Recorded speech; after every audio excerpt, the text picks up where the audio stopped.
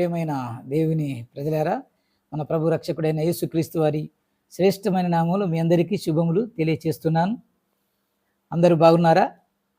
ఈరోజు దేవుని వాక్యమును మనం విందాం. వినబోయే ముందు కొత్తగా చూస్తున్న వారు మన ఛానల్ని సబ్స్క్రైబ్ చేసుకోండి. ఈరోజు మనం నేర్చుకునబోయే అంశము బలమైన ఆత్మీయ జీవితమునకు 4 మెట్లు. బలమైన ఆత్మీయ జీవితమునకు 4 మెట్లు. భక్తుడైన పౌలు తిమోతికి రాస్తున్నటువంటి పత్రిక 2వ పత్రికలో 2వ అధ్యాయం 1 నుంచి 6 వచనాలు చదువుకుందాం. నా కుమారుడా, యేసుక్రీస్తునందు కృపచేత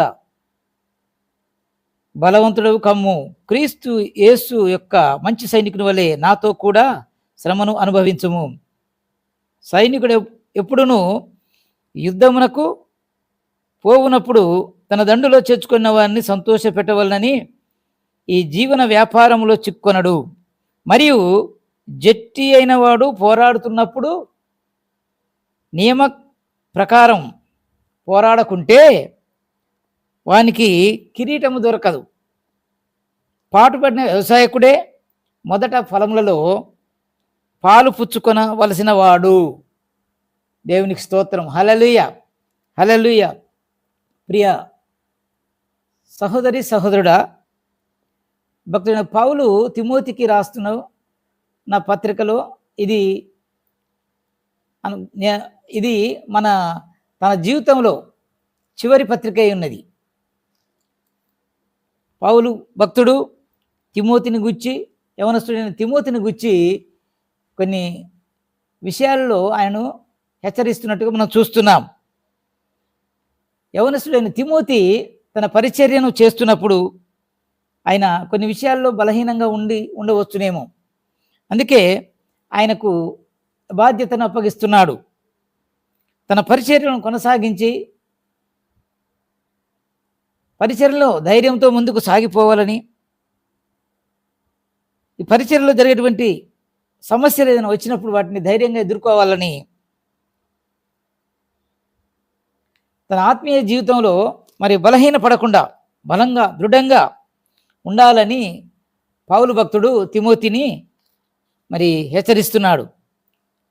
అందుకే ఈరోజు మన అంశంలో బలమైనటువంటి ఆత్మీయ జీవితానికి 4 మెట్లు గురించి మనం నేర్చుకుందాం. 4 మెట్లు ఏమనగా, 1 క్రీస్తు యేసు కృపచేత బలవంతులంగా ఉండటం. 2 మంచి సైనికుని వలె శ్రమను అనుభవించటం.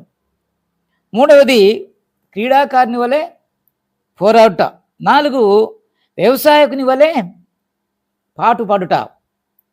మొదటి మెట్టు యేసు క్రీస్తులో కృపచేత బలవంతులుగా ఉండాలంట. అంటే తిమోతి భక్తునికి రాస్తున్నటువంటి ఈ పత్రికలో 2వ తిమోతి పత్రిక 2వ అధ్యాయం 1వ వచనం, నా కుమారుడా, క్రీస్తు యేసునందున్న కృపచేత బలవంతుడవు కమ్ము అంటున్నాడు. తిమోతి పరిచర్యలో ఆత్మీయంగా బలహీనపడుతున్నప్పుడు అతన్ని బలపరచడానికి ఆయనను హెచ్చరిస్తున్నట్లుగా మనం చూస్తున్నాం. ఈనాడు సంఘంలో కూడా కొన్ని సమయాల్లో మొదటి ప్రేమను విడిచిపెట్టి విశ్వాసులైన ప్రజలు దేవుని ప్రేమను విడిచిపెట్టి విశ్వాసంలో బలహీనులుగా ఉంటున్నారు. సంఘంలో, వ్యక్తిగత జీవితంలో వారు పొంది ఉన్నటువంటి వరములను, తలాంతులను, సమయాన్ని, సామర్థ్యాన్ని ప్రభు పని నిమిత్తమై వాడుకుంటలేదు చాలామంది. అందుకే యేసుక్రీస్తు వారు సెలవిచ్చినట్లు ఫిలిప్పీలో ఒక మాట చూస్తాం. ఫిలిప్పీ 2:21 అంటాడు భక్తుడు పౌలు, అందరూ తమ సొంత కార్యములనే చూచుకొనుచున్నారు, కానీ యేసుక్రీస్తు కార్యములు చూచుటలేదు. అవును, అందుకే తన పనులు తాను చూసుకుంటూ పోతున్నారు ప్రజలందరూ, కానీ దేవుని కార్యాలు చూడటం. అందుకే ఆయన హెచ్చరిస్తున్నట్టుగా మనం చూస్తున్నాం. మొదటిగా తిమోతిని హెచ్చరిస్తున్నాడు. 2వ తిమోతి 1:8 వచనం మనం చూసినప్పుడు, దేవుని శక్తిని బట్టి సువార్త నిమిత్తమై శ్రమానుభవంలో పాలివాడవై ఉండుము అంటుండు. చూడండి, సువార్త కొరకు పాలి వాడవై ఉండాలి అంటుండు శ్రమానుభవంలో. రెండవది ఏంటంటే, పౌలు కొరింథీ సంఘానికి రాస్తూ 1 కొరింథీ 16:13 మెలకువగా ఉండుడి, విశ్వాసమందు నిలకడగా ఉండుడి అంటుండు. పౌరుషం గలవారై ఉండుడి అంటుండు. అంతేకాదు బలవంతులై ఉండుడి సంఘానికి రాస్తున్నాడు. మూడో విషయం అందులోనే ఎఫెసీ సంఘానికి కూడా హెచ్చరిస్తున్నట్టుగా మనం చూస్తున్నాం. 6వ అధ్యాయం 10వ వచనంలో ఎఫెసీ, ప్రభు యొక్క మహాశక్తిని బట్టి ఆయన యందు బలవంతులై ఉండుడి అని అంటుండు భక్తుడైన పౌలు. కాబట్టి దేవుని బిడ్డలారా, ఈ విధంగా తిమోతిని హెచ్చరిస్తున్నాడు, కొన్ని సంఘాలను హెచ్చరిస్తున్నాడు. క్రైస్తవులు బలహీనంగా అవుట కారణాలు ఏంటి అని ఆలోచించినప్పుడు చాలామంది విశ్వాసుల్లో నిర్లక్ష్యం పెరిగిపోతుంది, బాగా నిర్లక్ష్య స్వభావం, సోమరితనం పెరుగుతుంది. అంతేకాదు కుటుంబం మీద ఉన్నటువంటి ప్రేమ, ధనం మీద ఉన్నటువంటి వ్యామోహము, ఆస్తుల మీద ఉన్నటువంటి ఆసక్తి దేవుని యందు లేదు, దేవుని యందు చూపెడతలేకపోతున్నారు. అందుకే ఆత్మీయంగా ప్రజలు బలహీనలైపోతున్నారు. అందుకే భక్తుడైన పౌలు చక్కని మాట తెలియచేస్తున్నాడు. క్రీస్తు యేసునందున్న కృపచేత మీరు ఆత్మీయంగా బలవంతులు కావాలి అంటున్నాడు. రెండవ మెట్టు, సైనికుడి వలె శ్రమపడటం. సైనికుని వలె శ్రమపడటం. అదే 2 తిమోతి 2వ అధ్యాయం 3వ వచనం అంటాడు, క్రీస్తు యేసు యొక్క మంచి సైనికుని వలె నాతో కూడా శ్రమను అనుభవించుము అంటుండు. శ్రమపడటం అంటే బాధను అనుభవించడం, కష్టాలను అనుభవించడం. అందుకే మన జీవితంలో అపవాది అనేక రకమైనటువంటి ఆటంకాలు కలిగిస్తుంటాడు. దేవుని బిడ్డలారా, ఆత్మీయంగా మనం వాటితో పోరాడాలి, వాటిని ఎదుర్కొనవలసి ఉన్నాం. శ్రమలు అనేవి కుటుంబంలో భర్త వలన రావచ్చు, భార్యల వలన రావచ్చు, లేకపోతే ఇంట్లో ఉన్న పిల్లల వలన కూడా రావచ్చు. ఏ విధంగానైనా శ్రమలు రావచ్చు. అయినప్పటికీ మనము మంచి సైనికుని వల్ల శ్రమను అనుభవించవలసిన వారమై ఉన్నాం.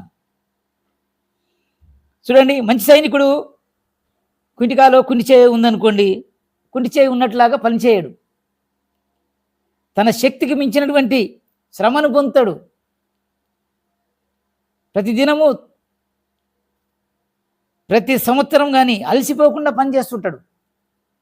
అవును, శ్రమ పడుతున్నటువంటి తన శరీరము, ఆరోగ్యము, శక్తి సామర్థ్యాలు కూడా దేశానికి ఉపయోగపడేలా జీవిస్తాడు.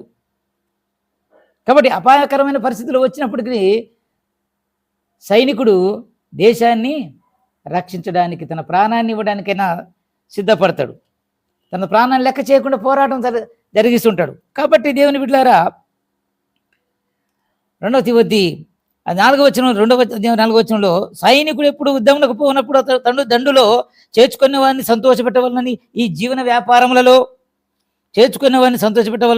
వ్యాపారములలో చిక్కుకొనడు అంటున్నాడు. అవును, ఆత్మీయ జీవితానికి, క్రైస్తవునికి ఈ లోక సంబంధ విషయాలు ఆత్మీయ జీవితానికి ప్రభావితం చేయవు. ఎప్పుడు యేసుక్రీస్తు నామాన్ని గణపరచాలనే ఉంటాడు. ఆయన సంతోషపరచవలనని మరి జీవిస్తాడు, కానీ ఇతరులను సంతోషపెట్టొక్కరు కాదు. అందుకే ప్రియ స్నేహితులారా, గల్తీ 1:10 కూడా ఒక మాట అంటాడు భక్తుడైన పౌలు, నేను మనుషులను సంతోషపెట్టగలనా అంటాడు. నేను ఇప్పటికీ మనుషులను సంతోషపెట్టగలిగిన వాడినైతే క్రీస్తు దాసుడను కాకపోదును అంటాడు.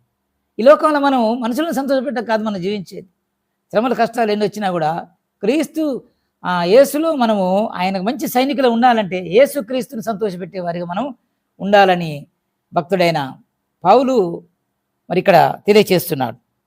కాబట్టి శ్రమలు ప్రభువునందు వ్యర్థం కాదని ఎరిగి ముందుకు సాగిపోవాలని మనం గ్రహించాలి.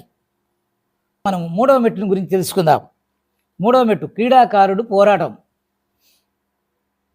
అదే 2వ తిమోతి 2వ అధ్యాయంలో 5వ వచనం ఉన్నాడు, జట్టి అయిన వాడు పోరాడినప్పుడు నియమం ప్రకారము పోరాడుకుంటే వానికి కిరీటము దొరకదంటున్నాడు. ఆత్మీయ జీవితము క్రీడాకారునితోటి మరి పోల్చుకుంటున్నాడు ఇక్కడ.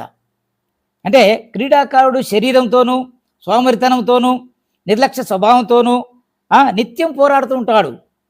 అయితే ప్రియ దేవుని బిడ్డలారా, అలా పోరాడకుంటే తన జీవితంలో పొందబోయే బహుమానాన్ని పొందుకోలేడు. అందుకే ఒక విశ్వాసి సంఘములో సోమరితనంతోనూ నిర్లక్ష్యంతోనూ అవివేకంతోనూ నిత్యం పోరాడవలసి ఉంటుంది. ఇది ఆత్మీయ పోరాటం. కాబట్టి ఎప్పుడైతే నువ్వు ఈ పోరాటంలో నిత్యం అలసిపోకుండా బలహీనత పడకుండా బలహీనత చెందకుండా నీవు జీవిస్తావో అప్పుడు నీ పక్షంగా దేవుడు నీకు బహుమానాన్ని ఇస్తాడు. అప్పుడు నీ బహుమానాన్ని పొందుకుంటావు.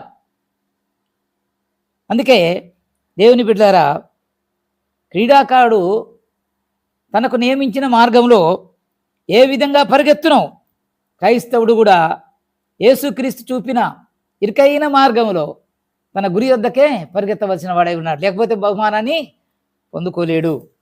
కాబట్టి ప్రియ, 4వ మెట్టు వ్యవసాయకుడు పాటుపడటం. వ్యవసాయకుని వలె పాటుపడాలంట. దైవజనులు భక్తుడైనటువంటి పౌలు గారు రాస్తున్నారు. ఈ తిమోతి 2వ పత్రికలో 2వ అధ్యాయం 6వ వచనం అంటాడు, పాటుపడిన వ్యవసాయకునివే మొదటి ఫలములో పాలు పుచ్చుకొనవలసిన వాడు అంటుడు. అంటే పాటుపడటం అంటే అర్థమైంది హార్డ్ వర్కింగ్. అలసిపోయేంత వరకు శ్రమ పడాలి, అలసిపోయేంత వరకు చెమటను కార్చాలి, అలసిపోయేంత వరకు కష్టపడాలి. కాబట్టి ఇక్కడ వ్యవసాయకుని అనే మాటలు మనం చూసినప్పుడు వ్యవసాయకుడు ఏం చేస్తాడు? ఉదయం వెళ్తాడు పొలానికి వెళ్ళి సాయంత్రం దాకా పొలంలోనే పనిచేస్తుంటాడు. అది రాత్రి అయినా కొద్దిగా ఆలస్యం కూడా కావచ్చు. వర్షానికి పడిన గాలికి ఎండకు తట్టుకొని తన పని తాను చేసుకుంటూ పోతాడు. తన పొలంలో అది తడిగా ఉన్నను, వెచ్చగా ఉన్నను, లేదా వేడిగా ఉన్నను, పొడిగా ఉన్నను, ఆ పరిస్థితులు అనుకూలించకపోయినను పొలాన్ని మాత్రం దున్ని విత్తనాలు వేస్తాడు. కాబట్టి దేవుని బిడ్డలారా, దేవుని వాక్యం తెలియచేసేదంటే ఎలాగైతే వ్యవసాయకుడు కష్టపడుతున్నాడో సువార్త విషయంలో కూడా క్రీస్తుని గురించి ప్రకటించడం అనే విషయంలో మనము చేయవలసిన పని ఏంటంటే అదే 2వ తిమోతి 2వ అధ్యాయం 4వ అధ్యాయం 2వ వచనంలో మనం చూసినప్పుడు వాక్యమును ప్రకటించము, సమయమందును అసమయమందును ప్రకటించుమంటుంది. ప్రయాసపడాలట. సమయమందు అసమయమందు వాక్యాన్ని ప్రకటించాలి. వాక్యం కొరకు మనం ప్రయాసపడాలి, కష్టపడాలి. వ్యవసాయకుడు ఎలాగైతే పని చేస్తుండో తన వ్యవసాయం పొలంలో, సువార్త విషయంలో కూడా మరి విశ్వాసులైన మనము అసమయం అనుకోకుండా దేవుని వాక్యాన్ని ప్రకటించే వారిగా మనం ఉండాలి. ఒక్కొక్కసారి పరిస్థితులు అనుకూలంగా ఉండవచ్చు, అనుకూలంగా లేకపోవచ్చు. ఏదేమన్నప్పటికీ దేవుని బిడ్డలారా, వ్యవసాయకుడు ఎలాగైతే తన కష్టపడి పనిచేస్తాడో సువార్తను ప్రకటించే విషయంలో కూడా అన్ని ప్రతికూల పరిస్థితుల్లో కూడా సువార్త ప్రకటనలో మనము పాటుపడవలసిన వారమై ఉన్నాము. అందుకే దేవుని బిడ్డలారా, వ్యవసాయకుడు ఎలా కష్టపడతాడు? ఎలాంటి పరిస్థితుల్లో కూడా తట్టుకొని కష్టపడి మనము బ్రతుకుటకు కావలసిన పంటను పండిస్తాడు. కాబట్టి సువార్తికుడు కూడా అలాంటి వాడే. ఆకర్షణీయమైనటువంటి సువార్త ఇతరులను కలిగించేదిగా ఉండకూడదు. ఇరుకైన మార్గము అనగా అయినను వ్యవసాయకుని వల్ల మనము చాలా కష్టపడవలసిన వారమై ఉన్నాం. దేవుని కొరకు పడవలసిన వారమై ఉన్నాం. కాబట్టి వ్యవసాయకుడు పాటుపడినట్లుగా ప్రతి విశ్వాసి సువార్తను ప్రకటించడం, క్రీస్తుని గుర్చిన సువార్తను ప్రకటించట్లో ముందుకు సాగిపోవాలి. అందుకే భక్తుడు అంటాడు, అయ్యో సువార్తను ప్రకటించకపోతే నాకు శ్రమ అంటాడు. శ్రమ పడాలండి అది. అందుకే దైవజనులు తెలియజేస్తున్నారు, వ్యవసాయకుని వల్ల మనము పాటుపడాలి, కష్టపడాలి, జీవించాలి, ప్రభు కోసం నిలవాలి, వాక్య పరిచర్యలో పాల్గొనాలి. అప్పుడే దేవుడు మనల్ని దీవిస్తాడు. ముగింపులో కొన్ని విషయాలు తెలియజేస్తాను.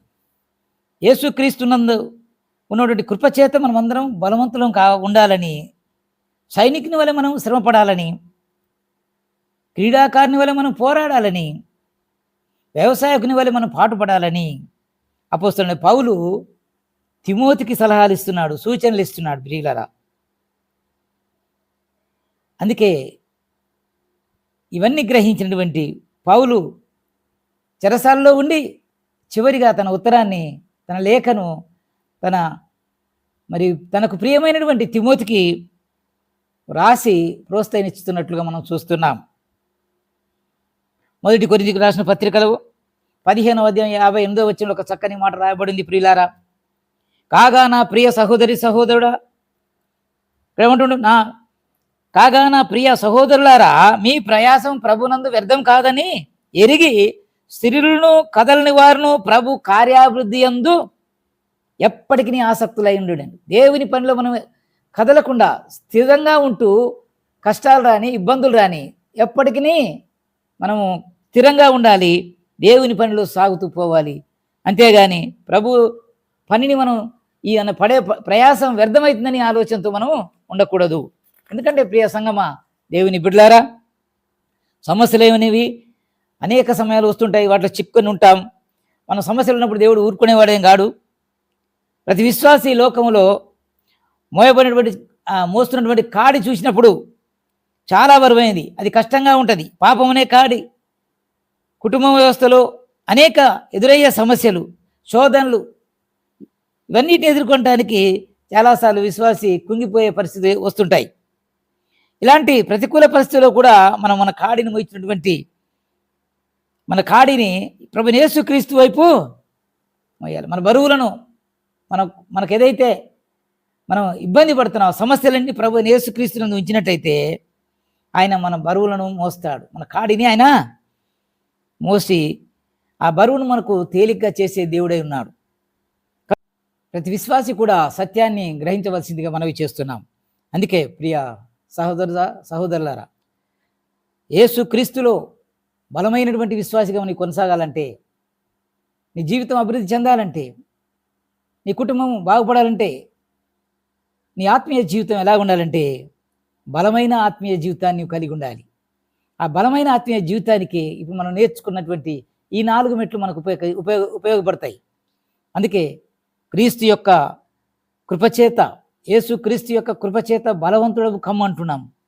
రెండవది, మంచి సైనికుల్లాగా మనం పోరాడాలని, క్రీడాకారుని వలె మనం పోరాడుతూ మంచి వ్యవసాయకుని వలె పాటుపడి సరి అయిన ఫలితాలను పొందే విశ్వాసిగా సంఘ జీవితంలో, వ్యక్తిగత జీవితంలో, ఆత్మీయ జీవితంలో ముందుకు సాగిపోవాలని కోరుకుంటూ దేవుడిచ్చిన వాక్యాన్ని మనందరి హృదయాల్లో ఫలింపచేయునుగాక.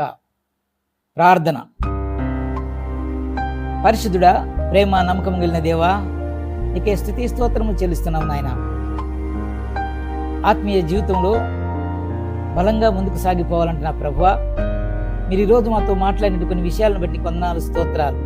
ఈ 4 మెట్లు ప్రభువా మేము అనుసరించినట్లయితే మా జీవితంలో ప్రభువా ఎలాంటి ఇబ్బందులు, కష్టాలు, సమస్యలు ఎదురైనప్పటికీ వాటిని జయించే శక్తిని మీరు మాకు ఇస్తానంటున్నారు. కాబట్టి ఆయన ప్రభువునందు మీ ప్రయాసం వ్యర్థం కాదని ఎరిగి అయ్యా ముందుకు సాగిపోవడానికి కృప చూపించండి.